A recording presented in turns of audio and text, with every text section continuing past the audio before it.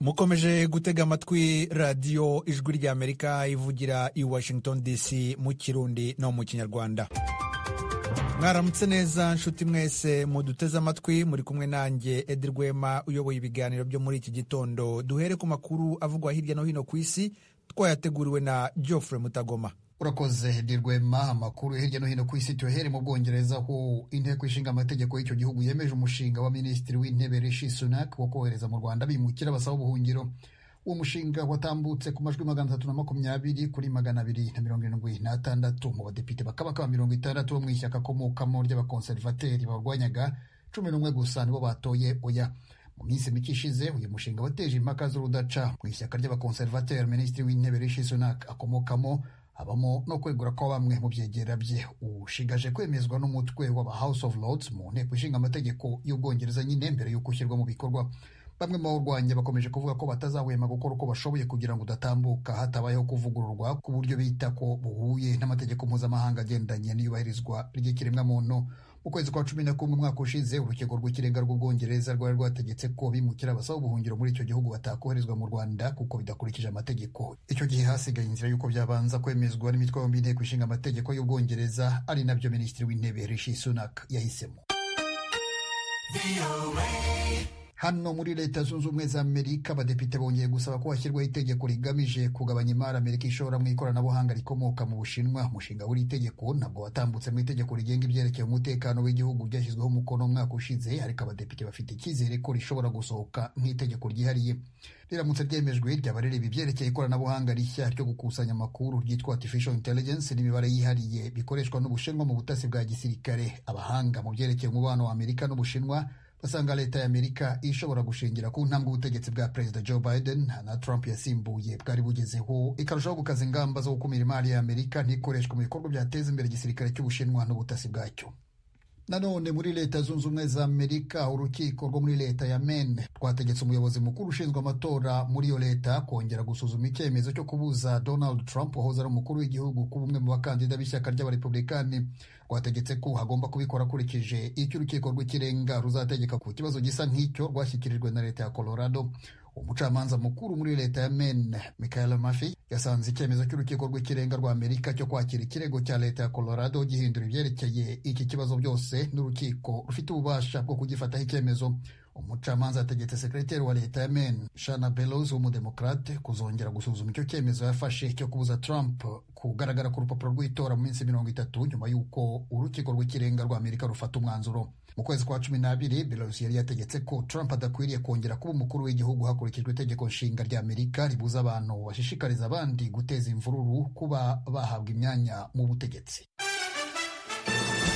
Washington, ijwi rya Amerika. Minisiteri y'Imari ya Leta Zunze Ubumwe za Amerika yatangaje ko umwe mu bakozi bayo bakuru yarayabonanye na Minisitiri w'Imari wa Zambia bakaganira ku byerekeye kuvugurura uburyo bwo kwishyura imyenda icyo gihugu kibereyemo n'uburyo ihanganye n'icyorezo cya kolera giheruka kwaduka muri icyo gihugu. Kuva mu kwezi kwa 10 abantu bagera ku 8,000 banduye iki cyorezo gihitana barenga 330 nk'uko bigaragara ku rubuga rwa ambasade ya Leta Zunze Ubumwe za Amerika muri Zambia. Zambia ni kimwe mu bihugu bya Afurika bikungahaye ku mabuye y'umuringa, ariko mu myaka 3 ishize mu gihe cy'ikiza cya COVID-19 Zambia yananiwe kwishyura imyenda ibereyemo ibindi bihugu n'ibigega bitanga inguzanyo. Uburyo bwo kuvugurura uko iyo myenda izishyurwa bukomeje gutinda kwemezwa n'abibereye imyenda harimo n'igihugu cy'Ubushinwa.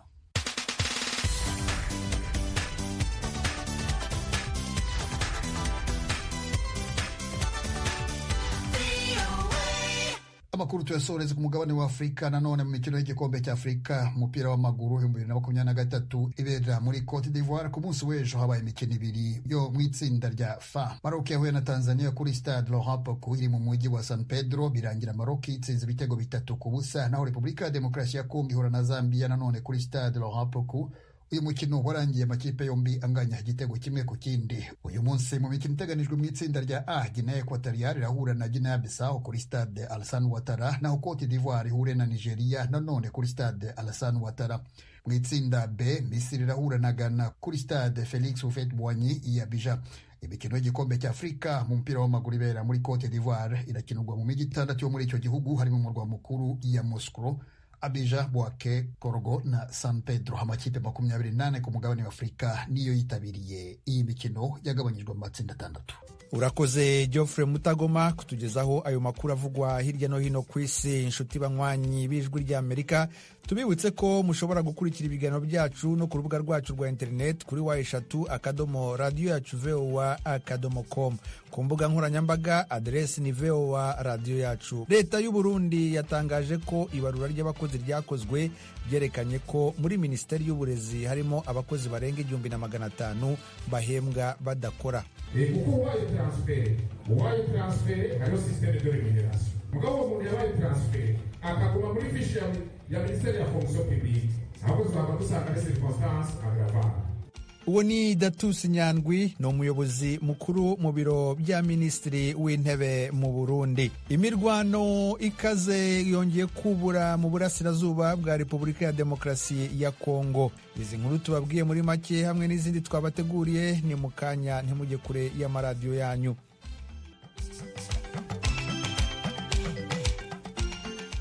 Amakuru yo mu karere k'ibiyaga bigari. Imirwano yongeye kubura mu burasirazuba bwa Repubulika ya Demokarasi ya Kongo mu mijyi mito ya Mushaki na Karuba iri mu birometero 8 gusa uvuye mu mujyi wa Sake. Iyi mirwano iri hagati y'ingabo za leta n'umutwe wa M23. Inkuru twateguriwe n'umunyamakuru Jimmy Shukrani Bakomera. Aho Ijwi ry'Amerika ryahereye ni ku kiraro cy'umugezi uzwi nka Gihira ugabanyamo kabiri umujyi wa Sake. Hari igice kimwe giherereye ku muhanda werekeza mu mujyi wa Goma, ikindi cyerekera mu duce twa Kobokobo, Karuba na Mushaki. Ubu harimo kubera imirwano. Aho niho twahuriye n'abaturage barimo guhunga bava Karuba. Ilikuwa busubuhi na 5 heures tulikuwa tungali mkutano. Hari mu masaha ya mu gitondo cyane ubwo amabombe yatangiraga kuvuga. Iwacu ni muri Mushaki niyo duturutse ubu ngubu. Ubwo rero twahunze turiruka, ibisasu birakubita. N'ingabo za leta FARDC zarwanaga na M23, ariko twabonaga n'abazalendo bose. Ni ukuri rwose bimeze nabi mu nzira, abana baheze, abandi babuze iyo bajya. Mbese urabona yuko ari ibibazo bitugoye cyane. Icyo dusaba guverinoma ni uko yadufasha ikarangiza iyi ntambara. Tumaze kubirambirwa, amabomba aragwa, ibindi bikarangira. Nubwo bitoroshye kugira aho imirwano irimo kubera, icyo turimo kumva ahangaha ni urusaku rw'imbunda nini n'intoya zivugira ku misozi miremire ya Karuba na Mushaki, uduce imirwano ikomerejemo. Aha ushobora kuharebesha amaso bwite, dore ko ugereranyije ari mu birometero biri munsi y'10 gusa uvuye aho duhagaze ubu muri Sake. Urujya n'uruza rw'impunzi no kumvikana kw'ibisasu mu nkengero za Sake bitera impungenge bamwe mu baturage. Bwana Kalinda Birikano ni umugabo w'imyaka 48, akaba afite umuryango w'abana 7. Tumusanzwe mu rugo muri quartier ya Birere, imwe mu zigize Sake, arimo guhura ibishyimbo. Avuga ko atewe ubwoba n'ibitero bya M23 bikomeje kugenda bisatira uyu mujyi uturiwe cyane n'abarwanyi ba Wazalendo, dore ko muri Sake bigoye gutandukanya umusirikare n'umusivile. Bose usanga bafite imyitwarire ya gisirikare. Sasa ni gukubitira muri Karuba, ni hafi yacu, ariko kubura iyo twagana tukemera tukihambira turabimenyeye. Batinya, ariko bitewe n'imbunda z'abazungu zino ziri hano nizo ziri kudukomeza, tubonye bari kuzitwiterera iyo bari. Nahunganye nabo bose, uretse ko navunaguritse buriya byo ndanagendera ku kabando kuko narabonetse zikirima n'icyo kinagwiriye ko rwabaye. Ku rundi ruhande, nubwo hari abaterwa ubwoba n'ibisasu, abandi baturage bakora akazi kabo ntacyo bikanga. Urugero, tugeze ku mugezi wa Mayutsa uhuza umujyi wa Goma na Sake. Aha hakorerwa ubucuruzi bw'inyama z'ingurube kurusha utundi duce twose tugize Sake. Muhindo Kazingufu ni umwe mu bahakorera. Kazi kuifanya tunafanya, atufanye ngizi tuliona fa zamani. Hangaha kazi turagakora, ariko ntabwo ari nk'ibisanzwe kuko urumva nawe uburyo amabomba ari gukubita. Ibyo byose bitera impungenge mu baturage, ariko twebwe ntaho dufite ho kujya, niyo mpamvu tuguma ahangaha. None se urabona twahunga tukajya he ku buzima tumaze kubumenyera? Yego amasasu arakubita, amabombe nayo agaturika, ariko nta kundi tubayeho. Mbese muri make Nyagasani niwe uturinze. Mungu ndana tuchunga tu. Nubwo hari abaturage bahunze ubu, hari abandi bavuganye n'Ijwi ry'Amerika barangije icyumweru muri Sake bahunze bakakirirwa mu nkambi iri muri aka gace. Aba bavuga ko barimo guca mu buzima bugoye muri uyu mujyi. Hano ubuzima bumeze nabi, turagira ngo tujye gushaka ibyo kurya no ruguru, M23 yafatirayo bamwe ikabica. Mbega hano tubayeho nabi, turi gusaba imfashanyo, mwadufasha n'ibyo kurya. Turanye bo tubanye neza, ariko ikibazo cy'inzara nicyo dufite cyane. Murasaba iki ubuyobozi? mwabuze? nta n'ibyo kurya. Ubuzima tubayeho mu mibereho mibi yuko kujya tubona ibyo kurya ni ikibazo. Hariho n'abagomba kuza kudufasha kubera twegereye aho intambara zibera, ugasanga bari gutinya, ugasanga ubuzima hano tubayeho mu buzima bubi, abantu kuja gushaka aho barahingirana, hakaba n'igihe abo bagiye gukorera babambuye. Madamu Nyiramugwera Leodancia ni umugore w'imyaka 44 wahunze aturutse mu gace ka Kalenga mu sheferi ya Bahunde. Yatubwiye ko yageze aha muri Sake nta kintu avanyiwe mu rugo. Hano turiho nabi kubera n'ubu nagiye wongeye gushaka ibyo kurya, ndabibuze bitewe na gari amasasu. Ndagarutse imvura iranyagira n'inzara, nuko mbega byose bikampurira. None si tuje ubuyobozi nabusaba ngo bampe ibyo mbagaburira, bampe agasakaro y'imvura iguye ntumbika gutya n'agakabucu. Inyeshyamba za M23 zikomeje gutana mu mitwe n'ingabo za Kongo FARDC n'abarwanyi ba Wazalendo. Iyi mirwano irabera mu duce twa Mushaki na Karuba mu birometero 10 gusa na Sake. Ahandi habera imirwano ni mu duce twa Kicanga mu sheferi ya Bashali. Muri iyi mirwano M23 yatangaje ko abofisiye bayo babiri bayiguyemo ubwo baterwaga na FARDC ifatanyije na Wazalendo. Ibi byemejwe na Major Wilingoma, umuvugizi wa gisirikare wa M23. Uyu yemeje ko M23 itazarebera ibikorwa by'ubwicanyi bikorwa na FARDC. Guverinoma ya Kongo ntabwo yubahirije amasezerano y'abakuru b'ibihugu, yewe aho yabereye hose bateye ibirindiro byacu, kandi muri uko gutera bica n'abasivile. Yewe hari n'abaofisiye bacu babiri bishwe. Abo baofisiye babiri ntabwo bishwe bari ku rugamba, ahubwo bishwe barimo kubungabunga umutekano w'abaturage kubera ko guverinoma irimo kongera ibitero. Izo mfu za hato na hato yemwe zirimo n'abaofisiye bacu ntabwo twebwe M23 twabyihanganira habe na gato. Guverinoma ya Kongo izabyishyura, yewe mbisubiremo ngo izabyishyura kandi cyane. Iyi mirwano ifite ingaruka nyinshi ku buzima bw'abaturage. Zimwe muri izo ngaruka ni izamuka ry'ibiciro ku masoko birimwe ibyo kurya, yewe n'ingendo cyane abakoresha za moto bava Goma bajya teritwari ya Masisi na Kalehe. Jimmy Shukurani Bakomera, Ijwi ry'Amerika, Igoma. Ijwi ry'Amerika, uruwa mbere, uri Gitego. Mukomeje gutega amatwi radiyo Ijwi ry'Amerika. Ibarura riheruka gukorerwa muri Minisiteri y'Uburezi mu Burundi rigaragaza ko muri ubwo bushikiranganji hagaragaye urutonde rw'abakozi 1503 bahembwa badakora. Leta ivuga ko abo bagiye gusimbuzwa abandi. Inkuru yateguwe n'Ijwi ry'Amerika rifatanije n'abanywanyi bayo mu Burundi, dusomerwa na Thierry Vendayishimiye uri i Kigali mu Rwanda. Ubwo rusasuma rwabaye kuva ku wa 25 z'ukwa gatanu gushika ku wa 2 z'ukwa gatandatu mu mwaka uheze w'2023, rwakorewe ku mashure yose, ubuyobozi n'ubugenduzi bw'indero n'amashure yo mu Burundi hamwe no mu bisata byose byegukira ubushikiranganje bw'indero. Ubwo rusasuma rwatanguriye mu bakozi bo mu bushikiranganje bw'indero kuko aribwo bufise abakozi benshi mu Burundi, bakaba bangana n'ibihumbi 86,552 ku bihumbi 75 by'abakozi bose bahembwa na leta y'u Burundi. Ikindi cabitumye ni inkuru zaciye ku mbuga waniro zavuze ko abakozi bo mu bushikiranganje bw'indero bagera ku bihumbi 46 boba bahembwa badakora. Mu kwezi kw'indwi guheze naho abakozi bababa ibihumbi 4 barahagarikiwe imishahara. Benshi mu bari bahagarikiwe imishahara wasanga arabahembegwa kuri konti imwe. Ico gihe abahagarikiwe imishahara barashitse mu bushikiranganje baratanga ibyo basabwe, basanga bamwe n'ababikira, abafurera canke abubakanye bahembegwa kuri konti imwe. Benshi muri abo bakozi barasubiye barahembwa, ariko hakavugwa ko hari n'abandi bataratunganirizwa. Kubw'umuvugizi w'ubushikiranganje bw'indero, ubwo rusansuma ruheruka kuba rurabakuye kwiceyi. Nawe yavuze ati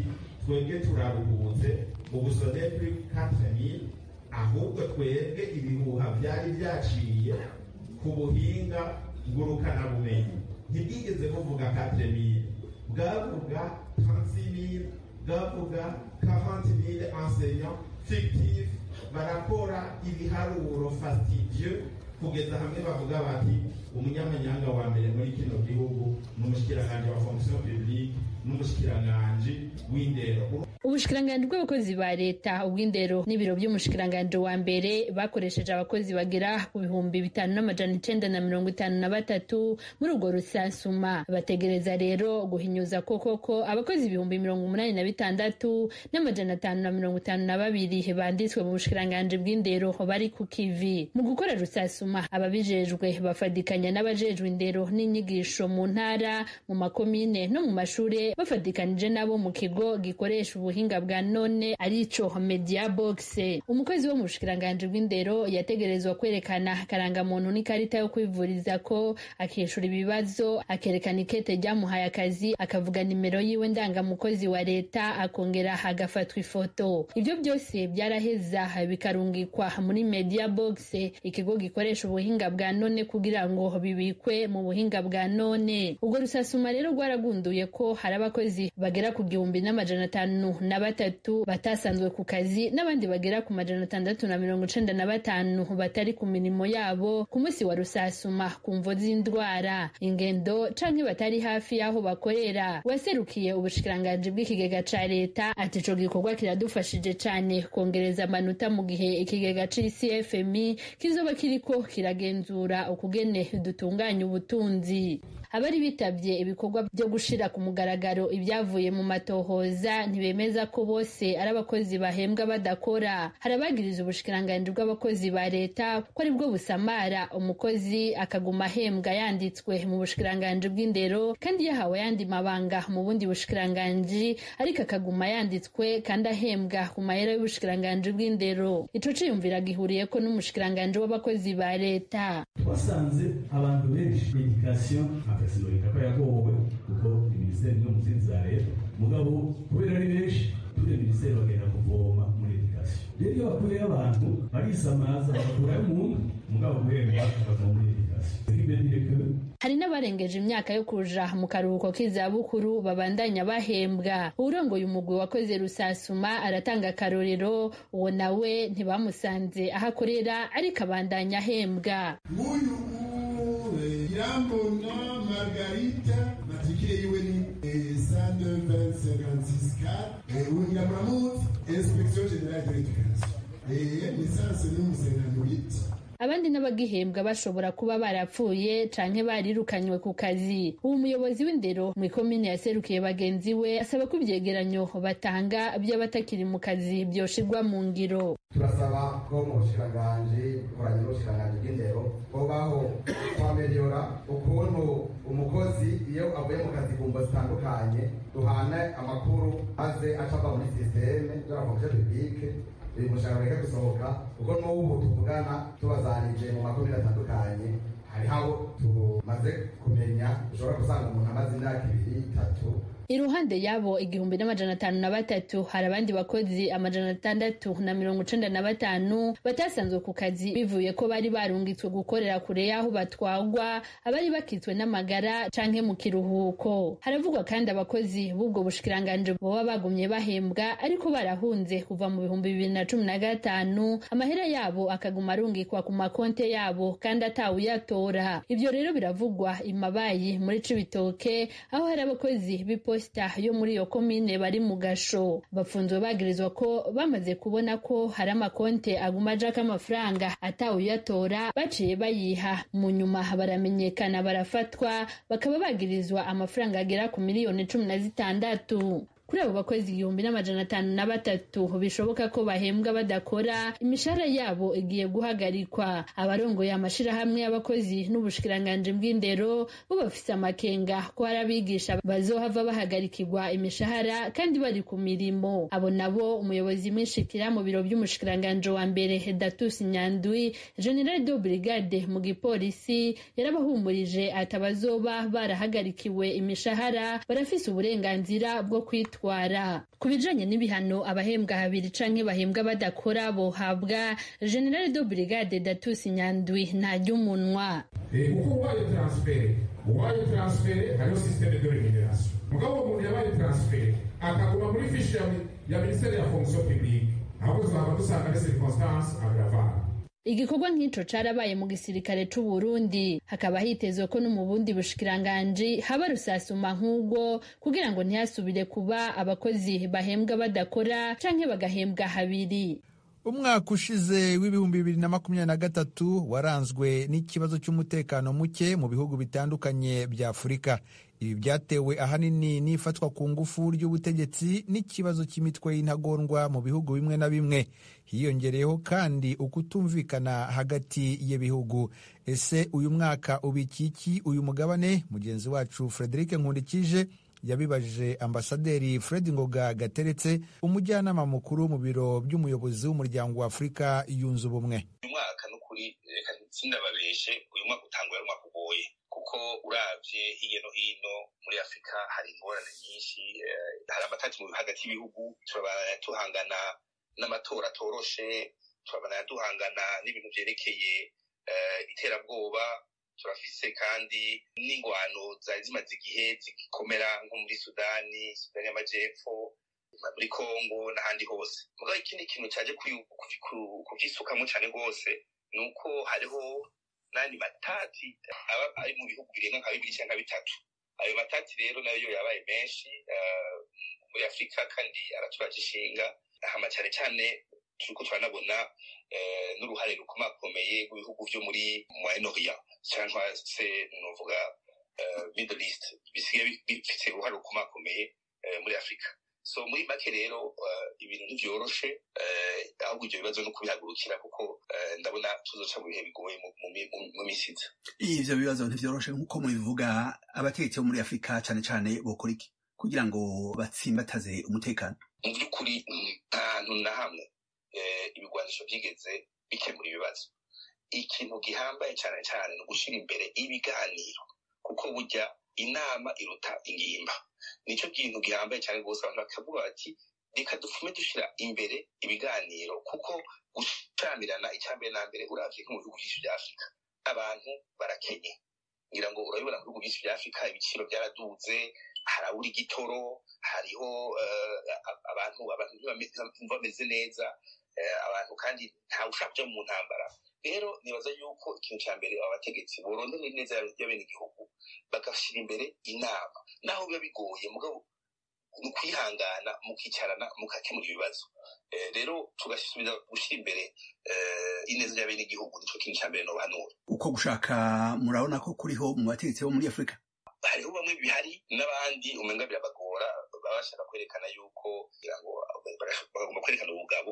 Mugabo uko bigenda kose nibaza yuko bobanza bakiyumvira neza bagashira imbere ineza y'abene igihugu. Abene igihugu bari mu ngorane nyinshi, kandi na Afurika yacu wibuke yuko dufise ibintu bine no kwitambega agenda y'abanyafrika. Icyambere ni ugakana amahoro n'umutekano, ikigira kabiri ni kugira kuronka intwaro zibereye mu bihugu byacu, ikigira gatatu ni guhahirana hagati y'ibihugu byacu bya Afurika, ikigira kane ni ukuvuga n'ijwi rimwe mu makungu. None ivyo tuzobigera ko gute? Turiko turashamirana muri twebwe nyene, turiko tugira situation idea yindi bagomba kugira ivyo badusahurira baciye mu kutujyanisha. Hariho abategetsi ubona ko bafise ubushake bwo gukemura ibibazo. Nkunda guha akarorero, ejo bundi Tanzania na Kenya hari ibyo bapfuye. Tanzania yabuza indege za Kenya Airways ko zija muri Tanzania, mugabo mu minota 2 abategetsi baravuganye ikibazo cyavuye mu nzira. Ambassadeur Fred Ngoga, murakoze cyane gose ku kanya mwahaye radio Ijwi ry'Amerika. Namwe makoze kudutumira, kandi ndabifurije amahoro muri uyu mwaka, amahoro ya twese abanyafrika ko turayakeneye. Mukomeje kumva radio Ijwi ry'Amerika ivugira i Washington DC mu Kirundi n'Ikinyarwanda. Nshuti zacu, umunyemerere tubagezeho ikiganiro Amerikana kivuga ku byaranze Leta Zunze Ubumwe za Amerika mu gihe cyashize no mu gihe tugezemo. Mwaramutse neza. Ejo bundi kuwa mbere abaturage ba Leta Zunze Ubumwe za Amerika bijihije umunsi wo kwibuka Martin Luther King Jr. n'umurage we. Mureke tubigarukeho muri make cyane. Ikaze mu kiganiro Amerikana. Iyo aza kuba kiriho Martin Luther King Jr. bakunze kwita MLK mu magambo magufi, yari kuba yujuje imyaka 95 y'ubukure. Yavukiye mu mujyi wa Atlanta muri leta ya Georgia mu burasirazuba bw'amajyepfo ya Leta Zunze Ubumwe za Amerika ku itariki ya 15 y'ukwa mbere 1929. Inteko ishinga amategeko ya Leta Zunze Ubumwe za Amerika Congress yemeje itegeko rishyiraho umunsi wamuhariwe ku rwego rw'igihugu na President Ronald Reagan arishyiraho umukono mu 1983. Wizihizwa kuwa mbere wa gatatu w'ukwezi kwa mbere buri mwaka. Ejo bundi wapfubiranye neza n'isabukuru y'amavuko ye. Hirya no hino mu gihugu hose abanyamerika bazirikanye umunsi wa MLK bakora utwarasisi, amasengesho n'ubukorerabushake. Muri uru rwego President Joe Biden yifatanyije n'umuryango udaharanira inyungu witwa Philabondance mu mujyi wa Philadelphia muri leta ya Pennsylvania mu burasirazuba bwa Leta Zunze Ubumwe za Amerika. Philabondance ni nk'ikigega cy'ibiribwa, itangira ubuntu ku badafite icyo bafungura bakajya kubyitekera iwabo. Perezida Biden wari wiyambariye igiturage nicyo gikorwa yifatanyijemo nabo, arabafasha baganira bose aho ngaho nk'abaturanyi basanzwe. Naho Vice President Kamala Harris yari muri leta ya South Carolina mu majyepfo y'uburasirazuba bw'igihugu. Yasabye abaturage gukoresha intwaro yabo yo gutora mu rwego rwo guharanira ubutabera n'uburenganzira karemano bwa buri wese. Mu mujyi kavukire ka MLK Atlanta, urusengero yarabereye pasitoro mukuru Ebenezer Baptist Church narwo rwakoresheje amasengesho yo kumwibuka. Umwe mu bakobwa be, Bernice King, ari nawe muyobozi mukuru w'ikigo cyitiriwe MLK King Center for Non-Violent Social Change giharanira impinduramatwara binyuze mu mahoro, yibukije imbaga yari hateraniye umurage w'umubyeyi we. Nk'uko data yabyingingiye buri wese, twakagombye kubona uburyo bwo kubana nk'abavandimwe, bityo ntitwapfira rimwe nk'abasazi cyangwa abatagira ubwenge. None rero mbisubiremo, ntukavuge ko ukunda King niba udashobora kubaho nka King.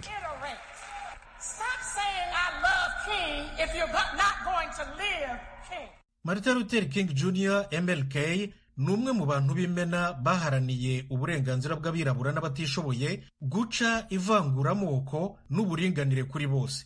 Muri urwo rwego yayoboye imyigaragambyo myinshi mu ituze mu mijyi itandukanye, yakanguye igihugu cyose cya Leta Zunze Ubumwe za Amerika ku bibazo by'akarengane, ubusumbane, ivanguramoko, gukumira no kubura ubutabera. Imyinshi yajyanaga n'urugomo polisi yakoreraga ababaga bayirimo, nko kubahondagura ibibando, kubamishagiraho amazi asohokana ingufu nyinshi cyane mu mpombo, kubarisha imbwa no kubafunga ku bwinshi. Mu myigaragambyo MLK yayoboye harimo iyo ku itariki ya 28 y'ukwa munani 1963 yabaye akataraboneka mu mateka ya Leta Zunze Ubumwe za Amerika. Abantu barenga ibihumbi 250 baturutse imihanda yose y'igihugu bateranira mu murwa mukuru Washington DC, barimo n'abazungu benshi. Nta koraniro rizwi mu gihugu ryari ryarigeze rihuza na rimwe abantu bangana gutyo muri Leta Zunze Ubumwe za Amerika mbere yaho. Dr. King Jr. yahavugiye ijambo ryinjiye mu mateka ryiswe I have a dream, ni ukuvuga ngo mfite inzozi. I have a dream. Mfite inzozi ko umunsi umwe abakomoka ku bahoze ari abacakara n'abakomoka ku bahoze batunze abacakara bazicara ku meza amwe y'ubuvandimwe. Mfite inzozi ko igihe kizagera abana banjye bakaba mu gihugu kititaye ku ibara ry'uruhu rwabo, ahubwo kizashyira imbere ubwenge bwabo. Ibikorwa bya MLK byatumye abona igihembo cy'amahoro cyitiriwe Nobel mu 1964, ariko kandi byamuteje n'abanzi benshi bagerageje kumwica inshuro nyinshi. Babigezeho ku itariki ya 4 y'ukwa 4 1968 baramurasa yitaba Imana. Yari afite imyaka 39 y'amavuko yonyine gusa. Kuri President Joe Biden, inzozi za MLK ntizirajya mu bikorwa uko bikwiye. Kimwe mu byavuze uriya munsi wo mu 1963, inzozi zo kubona buri muntu wese yishyira akizana, kubona buri wese afite ubutabera kugeza n'ubu biracyari umukoro wacu wo kuzigira ukuri kuko tutarabigeraho.